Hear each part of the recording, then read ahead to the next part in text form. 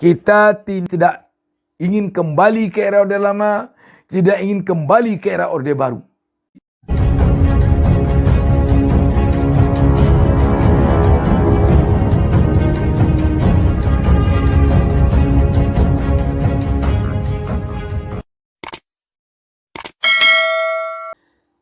Assalamualaikum warahmatullahi wabarakatuh. Mengawali perjumpaan kita ini, saya tak lupa mendoakan agar seluruh pemirsa selalu diberi Allah Subhanahu wa taala, Tuhan Yang Maha Esa, keberkahan hidup. Semakin mengerikan sahabat sekalian tentang pengajuan gugatan judicial review ke MK sekarang ini untuk mengubah pasal 168 ayat 2 Undang-Undang nomor 7 tahun 2007 tentang sistem proporsional terbuka pemilu. Kalau sempat gugatan ini dikabulkan oleh MK, maka mulai pemilu 2024 kita tidak lagi melaksanakan pemilihan umum seperti biasa, yakni mencoblos atau menentukan pilihan kita kepada orang yang akan kita pilih di TPS. Tetapi sebaliknya, kita akan kembali kepada sistem pemilihan di era Orde Baru, mencoblos partai. Nanti partai yang menentukan siapa yang akan diletakkannya pada nomor 1, 2, 3, 4, 5, 6 dan berikutnya. Maka kalau kita memilih dengan sistem memilih partai yang akan duduk menjadi anggota DPR, anggota DPRD provinsi, DPRD kabupaten kota adalah orang yang nomor urutnya kecil. Contoh, Partai A hasil pemilu 2024 contohnya, dia dari hasil pemilihan dia dapatkan kursi 3.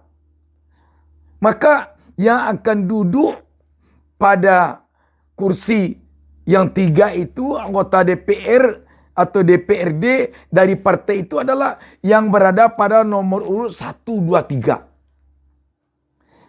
Itu kalau pemilihannya sistem tertutup, sistem proporsional tertutup. Tetapi kalau sistem proporsional terbuka, ya seperti kita sejak era reformasi ke sini, walaupun dia nomor 1, walaupun dia nomor 2, kalau suaranya tidak mencukupi, maka dia bisa dikalahkan oleh orang yang nomor 12, nomor 13, nomor 40. Kalau yang bernomor 12 atau nomor 40 itu banyak dipilih oleh rakyat. Makanya dikatakan oleh rakyat selama ini bahwa sistem pemilihan proporsional tertutup yang dilakukan di era Orde Baru itu adalah sama seperti membeli kucing dalam karung. Kita hanya bisa milih partai. Orang yang akan duduk di sana kita tidak tahu. Walaupun kita inginnya anggota DPR RI kita atau anggota DPRD kita si A yang berada di nomor urut 14. Kalau hasil pemilihan hanya mendapatkan kursinya 2, maka dia tidak akan dapat. Kita hanya mencoblos untuk yang nomor 1, nomor 2. Kenapa di era Orde Baru pemerintah atau penguasa selalu bertahan dengan sistem pemilihan proporsional tertutup itu? Karena sistem pemilihan proporsional tertutup itu sangat menyenangkan bagi ketua partai. Sangat menyenangkan bagi pemerintah. Sehingga dengan sistem pemilihan proporsional tertutup ini, pemerintah atau penguasa bisa mengkebiri partai dan partai atau ketua partai bisa mengkebiri kadernya untuk dia tentukan siapa yang disukainya yang akan menduduki nomor urut jadi. Jadi dengan sistem proporsional tertutup ini yang sangat berkuasa adalah ketua partai. Sebab biasanya yang menentukan nomor urut ini cukup hanya ketua partai sama sekjen partai aja. Dua itu aja cukup. Ketua menekan, sekjen atau sekretaris menekan. Dua aja cukup. Bagaimana dengan kader-kader yang mendapat sambutan di hati rakyat tidak bisa berkutik. Jadi anggota partai atau kader partai dia betul-betul menjadi abdi dari pimpinan partai, ketua partai. Betul-betul dia jadi abdi itu, bukan jadi abdi rakyat. Sahabat BN, makanya sekarang ini kita lihat dari 9 fraksi yang ada di DPR, 8 diantaranya menolak sistem proporsional tertutup ini. Yang 8 yang menolak itu telah membuat pernyataan secara tertulis terhadap penolakannya.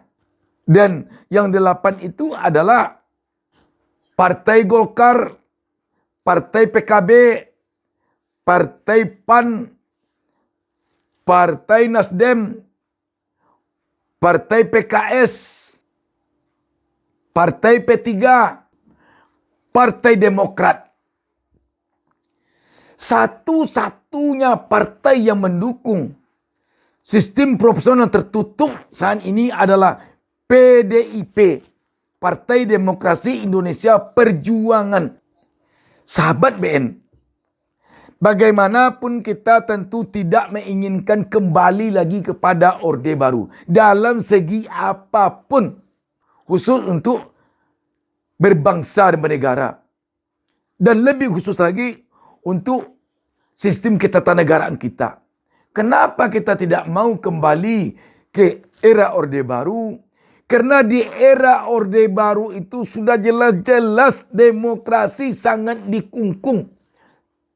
Demokrasi sangat dikebiri.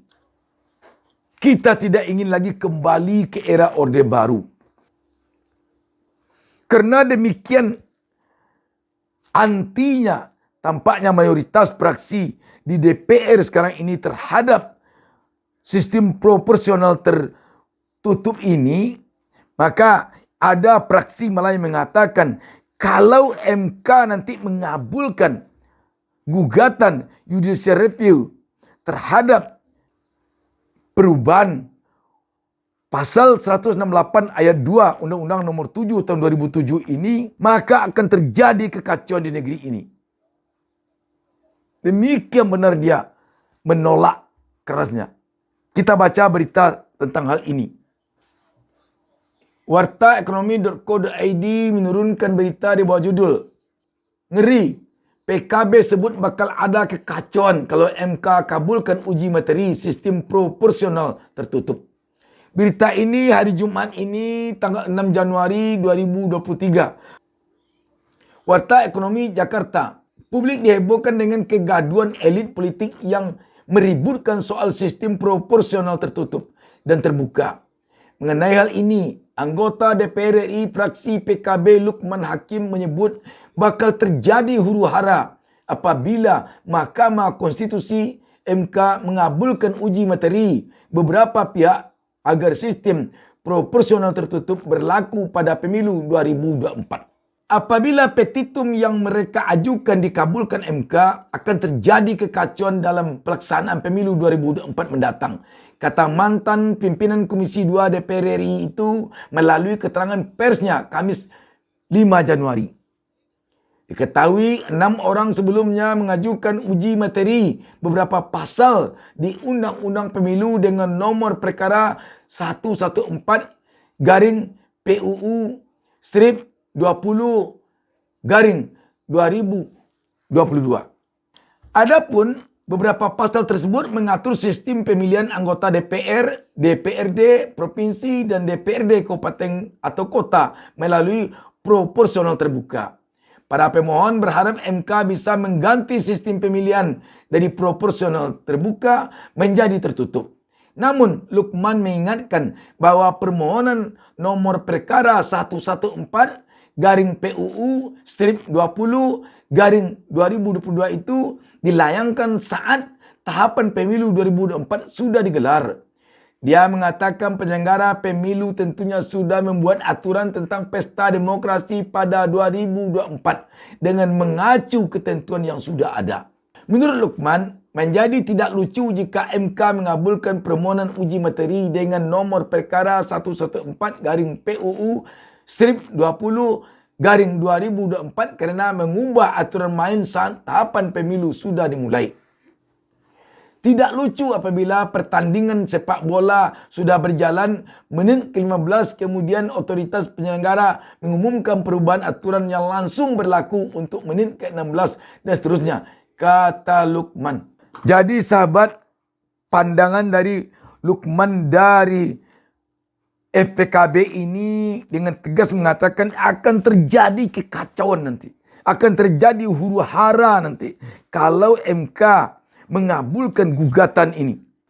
Sahabat BN, di dalam pernyataan penolakan 8 fraksi terhadap gugatan judicial review ini, antara lain dia menegaskan bahwa meminta kepada MK agar menolak gugatan ini.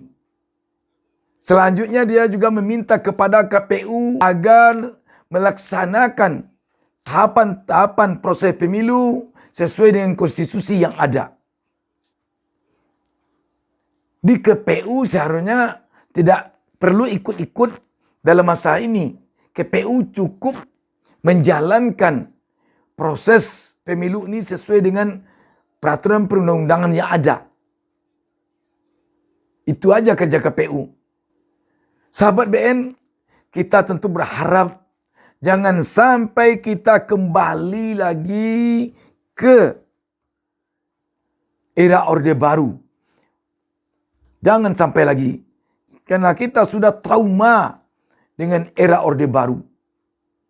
Karena itu kalau ada sekarang ini pihak-pihak yang menginginkan kembali kepada sistem pemerintahan di era Orde Baru, tentu perlu dihambat. Menyakitkan sekali.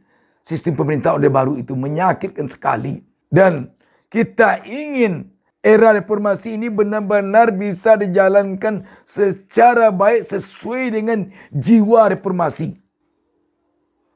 Jangan sampai para penguasa kita, para elit kita, para pemimpin kita bertopeng reformasi, berisikan Orde Baru dan Orde Lama. Sebab kita tahu perjuangan untuk mendapatkan era reformasi ini tidak mudah dulunya. Tidak mudah. Menjungkalkan era Orde Baru itu tidak mudah. Tentu demikian juga menjungkalkan era Orde Lama oleh para pejuang Orde Baru dulu juga tidak mudah. Karena itu kita tidak ingin kembali ke era Orde Lama, tidak ingin kembali ke era Orde Baru. Demikian, wassalamualaikum warahmatullahi wabarakatuh. Jangan lupa subscribe. Jangan lupa subscribe.